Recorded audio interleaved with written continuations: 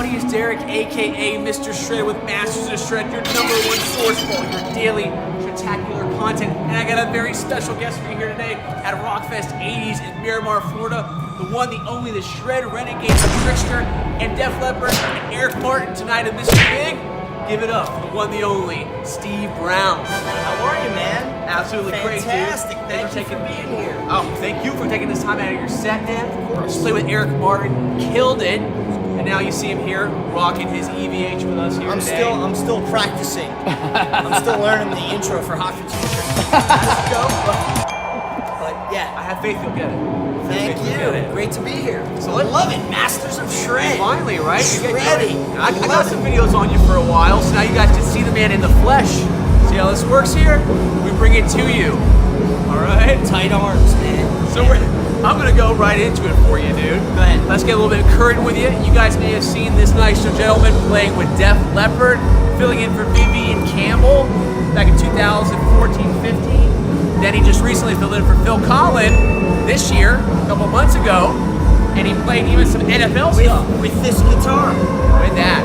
I actually saw you at Palm Beach with that guitar. Exactly. That's right. Incredible sets. How has it been for you to play those songs? I hear you're good friends with those guys for a while. Yes, of course. It started 30 years ago when I was a little kid. I met Def Leppard on the Hysteria tour, 1987. Their manager, Peter Mensch at the time, who still manages Metallica, he was the guy who helped Trixter out back in the day. And so I met those guys, and Phil and I became pretty much brothers, like best friends. And it's been a long journey, and playing with them is incredible. Like, you know, it's the big leagues. And, you actually did some NFL stuff too, right? I did. A big performance. Well, with Def Leppard, it's nothing's ever small. So Right. my first gig with them, no rehearsal, 90,000 people, Wembley Stadium in the UK. Wembley Stadium. You know, my first gig with Def Leppard. You know, Raiders, Miami Dolphins game, pre-show, NFL. Wow, if that's not pressure, but incredible. And here I am. Yeah, those guys. You're here today with Eric Martin, Mr. Big. You guys know him, and you guys have been playing now for about 2 years. Yeah, we've had this band going, you know, Eric Martin and the Smashing Trixters, as we like to call it. But yeah, it's been going on for like 2 years now, and the response has been great. We kind of do a Trixter Big show. You know, Mr. Big songs, Trixter, and you know, sometimes PJ does his solo stuff, and it's been phenomenal. And Eric's he's a brother, long time. We've known Eric for like 30 years, so we let him in our band. There you go. That's how it works. Okay, so to go into a little bit, one band we featured a couple months ago was a band I discovered out of nowhere. It's on YouTube, surfing through for some good spectacular content. I find Tokyo Motor Fist. Oh wow! And I go, who the hell? Whoa! I know these guys. That's a good band. And that was 2017, right? Yeah. And it's very melodic, catchy rhythms. Riffs are very melodic, and I kind of sensed some inspiration. I could be wrong. Of Def Leppard a little bit. A little bit. I'd be lying if I didn't write some songs for Def Leppard that didn't make the Def Leppard record, but yeah, always. I mean, the best part about the Def Leppard thing is it always helps when they're your favorite band. You know, whether, for me, I can play in Van Halen, I can play in Bon Jovi, I can play in Def Leppard. My favorite bands, you know, growing up, Cheap Trick. And so when you know that it's part of my DNA. So the reason I was able to fill in for Vivian Campbell and Phil Collin was because I knew the material so good. And I'm such a Mutt Lange fan, you know, Mutt produced the records, you know, all the vocal parts.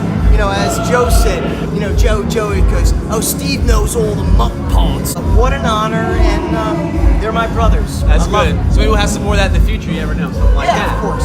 So I gotta ask about something else. You also on that metal show, as we saw, you tore it up. For people who never were familiar with Steve Brown, you got familiar pretty damn quick when he hit that stage, dude. You tore that thing up. So how'd that come about? How did your solos come about? Did you just have those on the hand? You would make them up? Were you improvising that? A little bit. I mean, you know, first off, that metal show, Eddie Trunk is my hometown brother. I've known me and Eddie grew up together. We have beach houses down at the Jersey Shore. We hang out. We go jet skiing. We rock and roll. You know, but Eddie and Don and Jim, great friends, and I missed that metal show. Please bring that back somehow. Yeah, they're supposed to have it on a new network, but I'm still waiting, dude. Such a great show. I know. Amazing. But so they asked me to come on, and you know, it's a hard thing, man. You know, what's funny about it, Joel Hoekstra, which I'm sure have you interviewed Not Joel yet. Oh, well, you will. Joel, I love you. You're my guy. I'm gonna tell it to you. Joel said he did it. He was on the week before me. He's like, dude, I was never so nervous in my life doing that metal show. And I was like the same way, because you know guitar players, right? How many guitar players does it take to change a light bulb? A lot. Yeah, 15. Right. Right? Right. 14, one to change the light bulb, and 14 to stand around like this and go, I could do it better, I could do it, you know, that whole thing. That's so all right. that was it. And, you know, he was like, dude, I was never so nervous. And I got there, and it was you know, because guitar players are tough. We're all tough on each other, and God bless you all. Eddie Van Halen, Steve Vai, Phil Collins, Vivian Campbell, everybody, we're all hard on each other. You know, every lick we do, oh, I could do that better, I could do that better. But the reality is, when you're on TV and you know that all of your peers are going to be sitting there, and this is what happens. All the other guitar players who did it or haven't done it, they sit at home and they go like this. I could do that better. So it was a tall order. But you know, I've done a lot of product demos for companies. You know, FU Tone and EVH, of course. Eddie Van Halen's been, you know, my biggest influence, of course, and my friend for 30 years. And I've been endorsing. I'm the longest endorser of Eddie Van Halen products ever. Well, you know what's funny? Since 1992. I believe it, because I think it actually goes a little bit lower, a little bit further back, because you were a Kramer guy. At one point, right? Eddie was a Kramer guy. Yeah, the first record. I want to talk about that. You had Kramers that no one had ever seen. That's right. You guys know I'm a Night Swan guy. I rock my Night Swan all the time. You had an Explorer the for the Night Swan, bro. Of course. And that was a Vivian Campbell guitar. Yeah, that was like a special prototype. I never seen that ever, dude. Yeah, the hologram Night Swan. Flash, right? Some guy in North Carolina has it. He won't give it back to me. Funny story about the guitar, which is on the back cover of the first Trixter record. When Trixter was going great, 1990, 91, I gave that guitar to the head of MTV as a Christmas gift. And he sold, I don't know what he did, but so that guitar is still floating around, which is very cool. But great guitar.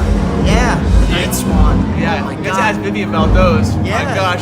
he still has the original. Still has it. Yeah, the Buddy Blaze original Yes. Night Swan. And you had the Explorer with the Night Swan neck too, look, reverse. yes. Like, where do you find these? Well, they made it for done me. with it. Yeah, You did it, dude. They made it for me. Incredible. And that guitar is, I smashed that guitar at a gig, and that's at some, you know, Hard Rock Cafe somewhere in the world. I actually think there was an ad, and I'm not sure if it was you. It was too far out to tell, but there was an ad for Kramer with sharks in water and a raft, and 3 guys in the raft. But it was so far off in the ad, I didn't know if it was you, but it looked like your guitar was there. It could have been. I don't know. That's pretty old I school. did a Diodario ad or something like that. A guitar strings ad where they had that guitar in it back in the early 90s. And now you're rocking these EVHs. This is Of course. gorgeous. Yeah, this is- the FU tone bridge is Yes, stunning, of course. purple. Adam Reaver. I always Yes, said, when yes. are they gonna get colored Floyd Roses and actually make it not chip off? EVH That's it. Tuna. Yeah. Amazing. This is my work guitar. This has traveled over the last 6 years all over the world. All the Def Leppard shows I did a couple months ago, every song I didn't change guitars. I don't like changing guitars. That's worth mentioning. He played the same guitar the entire set. Death-defying, gonna be ballsy. You believe in this guitar, you trust it. Yeah. That's a workhorse guitar right It there, is. dude. Totally. You don't have to change it out. Amazing. Yeah, unbelievable. So let me ask you a thing. What was the one guitar you wish you never sold? My original Ibanez Iceman that I had back in first Trixter shows I used. You can see that stuff, I think it's online somewhere. But yeah, an original, it was like a cheapo Ibanez Iceman, but such a great guitar. And as we know, the 80s, you know, Ibanez is, the Explorer, which Ed used on, the late 70s, early 80s. Ibanez guitars were phenomenal. So I wish I had that. Yeah, the Hitch's the 70s are incredible, dude. Yep, I have an Iceman like that, 77. Yeah. Amazing guitars, and next incredible. So what was the last guitar you got for your collection? Given or bought? I think the last, I'm trying to think, D'Angelico acoustic. Nice. Yeah, which are, those guys are, I play their acoustic guitars, love them. They have great jazz guitars, but yeah, I think that was the last one. Last one. I have a ton of, the EVH. I have an EVH Custom, which I used on the Def Leppard tour, which is like a Les Paul, and and what's funny, which most people don't know, but when I did Wembley with Def Leppard for the NFL pregame, I used Ed Van Halen's personal, the EVH Custom, that was relicked by Chip at Fender, and I used that guitar. And I used on the first couple shows I did with Leppard, it was it had the piezo bridge, the PCO bridge that I used for Love Bites and Hysteria. Did you cool. kind of notice you started to play differently when you played that guitar? Not really. No, it's still I'm used to same. it. I've been to 5150 a couple times, and I played all those guitars. So That's pretty incredible. I know what they feel like. So. Okay, now this is a question we ask everybody that's on the show. Define Shred. How does Steve Brown define Shred? Well, I'm a huge fan of Shred. I love all these YouTube guys. This guy Sean Lane, amazing. All these guys that never really made it big, but just incredible guitar players. And I love on YouTube seeing these guys play and do it all. Personally, it's not my thing. I'd rather hear melody and a little bit of Shred. Like Eddie and Phil, the solo for Photograph. Or the solo for Jump. Listen to that. That's the textbook of a great guitar Melodic solo. and hummable. Yeah, Hummable exactly. and hummable. Right. A little bit, you show it off, and that's what I try to do. Tokyo Motorfix, picking up the pieces. Listen to that guitar solo. Yes. To me, Close to that, that's what it's all about. Yep. Yeah. Very, very tasteful song. Yeah. Very tasteful. And there's another one called Rocking Horse. Yes. That I heard that solo, I'm like, oh shit, because it takes you from sort of a bluesiness, kind of Marty Friedman-esque exotic lick. And it's like very built. I'm like, Marty Friedman, I never heard that. This Very guy, good. he knows his stuff. We actually And I love Marty Friedman. Great player. Jordan Ziff as well. Great dude. Jordan, we actually interviewed Jordan. Awesome dude. I'm so happy. Man, Jordan. Yeah, Jordan, congratulations, man. Killing it, dude. You're doing a great job on the rat stuff. Oh, hell yeah, dude. So, what can fans and Shred enthusiasts expect from you in 2019? 2019, I think we're definitely doing another Tokyo Motorfist record. Nice. And rumor has it, Eric Martin and the Trixters, we're going to do a record together. So we're waiting on get that solidified, but I think that's going to be really cool. Eric and I are very similar in the way we write songs, so I think we're going to have a really high energy party rock Van Halen-esque Mr. Big Trixter record. That's good. Well, we'll see. Hopefully we're going to see that. And this comes from my buddy Brian Tice, who helped set this up.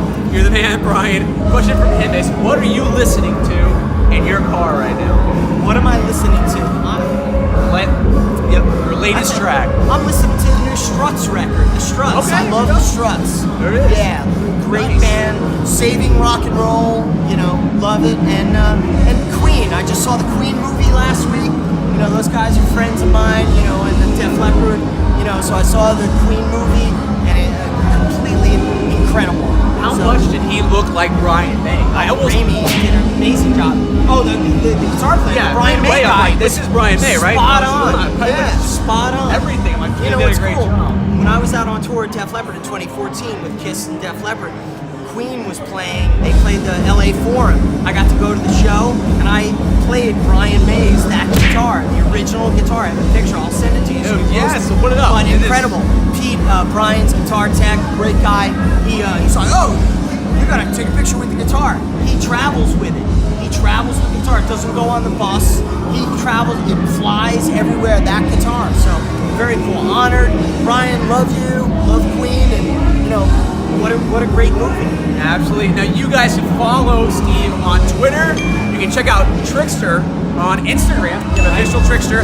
I'll put that below here. You'll see it. Motor Fist. Tokyo Motor Fist. Eric Martin Band. Eric Martin Band. Danger. Danger. You just keep going. You got a lot. You got Def Leppard. Def Leppard.